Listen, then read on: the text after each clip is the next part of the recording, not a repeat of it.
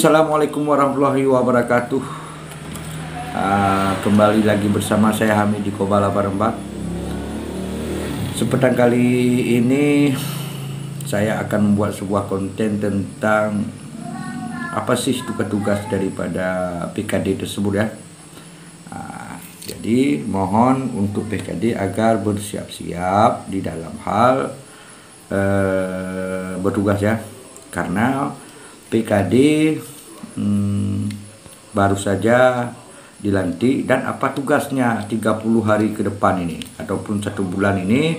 Tugas yang pertama yang harus dipersiapkan oleh PKD. Jadi apa saja tugas? Ayo kita saksikan bersama-sama.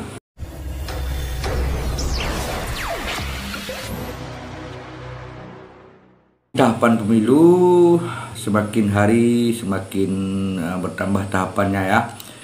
Untuk kali ini tahapannya yaitu untuk PKD ya. PKD setelah dilantik itu tahapan yang pertama kali dilakukan oleh PKD yaitu mengawasi proses pelantikan Pantarlih oleh BPS ya.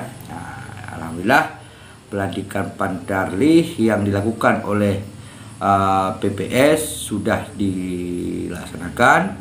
Kemudian Pantarlih ini akan melakukan pencoklik ataupun akan mencoklik data awal ya, data awal daripada pemilih.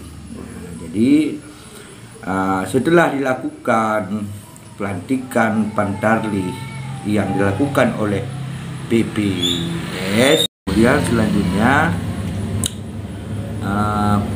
PKD itu harus melakukan tugasnya ya, untuk mengawasi proses pelantikan tersebut. Alhamdulillah ini sudah dilakukan ya. Kemudian selanjutnya setelah dilakukan pengawasan terhadap pelantikan PKD, maka Pantarlih tersebut akan melakukan coklik data pemilih ya. Tugas selanjutnya yaitu memastikan Pantarlih melaksanakan coklik sesuai dengan prosedur menurut peraturan KPU nomor 27 tahun 2023 ya. Jadi pencoklik ataupun coklik data pemilih ini akan dilakukan mulai tanggal 12 Februari sampai dengan 14 Maret 2023. Mohon kepada PKD untuk melakukan pengawasan yang dilakukan itu harus mempunyai alat kerja berupa AKP ya. Strategi koordinasi yang dilakukan yaitu satu, mengisi alat kerja pengawasan ataupun AKP yang disiapkan oleh Bawaslu secara berjenjang, yaitu ini di tingkat Panwascam kecamatan ya. Kemudian mengingat jumlah PKD 1 orang pada setiap desa kelurahan, maka Bawaslu menggunakan strategi pengawasan uji petik ya. Jadi pengawasan uji petik ini harus diawasi oleh PKD langsung ya. Mengapa harus dilakukan uji petik? Karena PKD ini 1 orang, kemungkinan besar TPS di setiap desa itu berjumlah lebih daripada 1 TPS. Jadi PKD agak susah melakukan pengawasan terhadap TPS lebih dari 1 di setiap desa. Bahkan ada yang 4 TPS, 5 TPS, bahkan 10 TPS 1 desa. Jadi untuk itu harus dilakukan uji petik. Kemudian setelah dilakukan uji petik tersebut, maka PKD tersebut wajib melaporkan hasil pengawasannya. Jadi laporkan hasil pengawasan secara berjenjang kepada Bawaslu dengan cepat tanpa menunda. Kemudian selanjutnya gunakan media teknologi dalam melaporkan data supaya cepat. Jadi mengingat rekan-rekan yang mengawasi langsung di lapangan, mohon tidak ketinggalan dokumentasi apa-apa saja yang diperlukan dalam hal pengawasannya. Dalam hal pengawasan coklik, PKD harus melakukan ataupun harus mengetahui 4 identifikasi data per TPS. Jadi keempat identifikasi ini wajib dan harus diketahui oleh PKD ya. Nah, kemudian data identifikasi itu harus diperoleh, atau yaitu data tentang misalkan Pantarlih melakukan coklik. Nah, di dalam hal Pantarlih melakukan coklik, PKD itu harus melakukan pengawasan. Kemudian hal-hal apa saja yang sering terjadi di lapangan.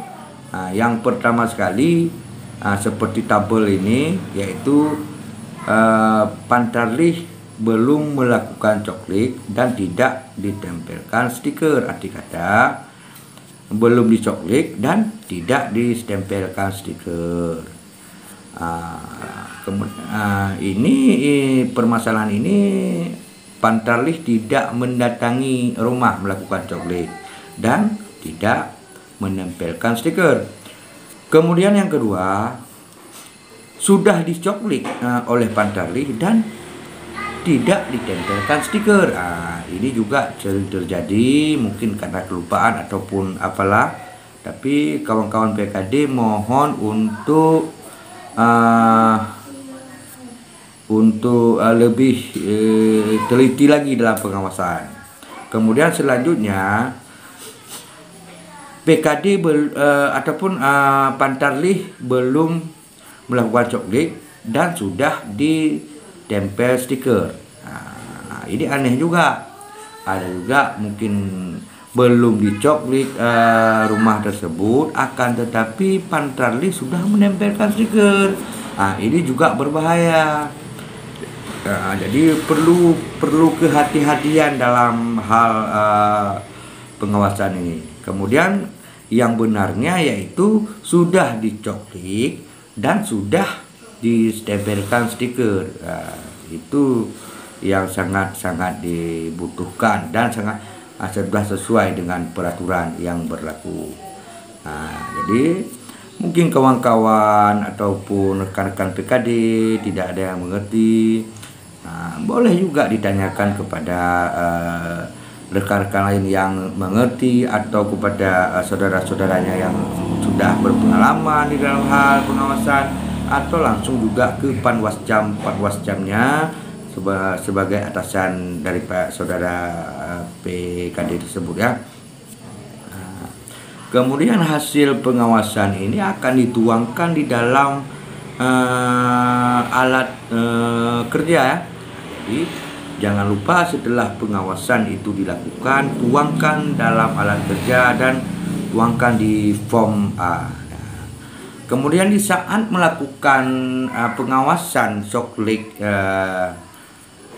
yang dilakukan oleh Pantarlih, jadi PKD itu wajib mengetahui ataupun wajib memperoleh data, misalnya nomor TPS, nomor KK, nomor NIK, kemudian nama yang akan dicoklik, tempat tanggal lahir, kemudian usia, jenis kelamin, pekerjaan, status perkawinan, alamat, kelurahan di mana dia, desa mana, dan kecamatan mana. Itu harus benar-benar ada data tersebut diperoleh oleh PKD untuk mempermudah melakukan pelaporan nanti.